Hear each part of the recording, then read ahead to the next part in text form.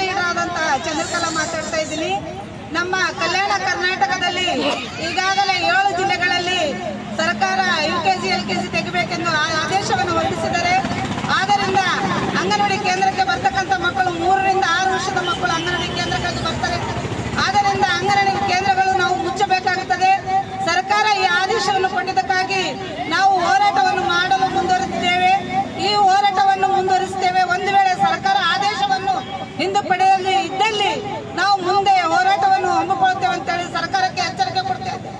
ಮತ್ತು ಈಗ ನಾವು ಎಲ್ಲ ಅಂಗನವಾಡಿ ಕಾರ್ಯಕರ್ತರು, ಸಹಾಯಕಿಯರು ಎಲ್ಲ ಅಂಗನವಾಡಿ ಕೇಂದ್ರಗಳನ್ನು ಬಂದ್ ಮಾಡಿ ನಿರಂತರವಾಗಿ ಹೋರಾಟ ಮಾಡಬೇಕಂತೇಳಿ ನಾವು ಹಮ್ಮಿಕೊಂಡಿದ್ದೆವು. ಅನಿವಾರ್ಯ ಕಾರಣ ಮಳೆ ಬರ್ತಲಿದೆ.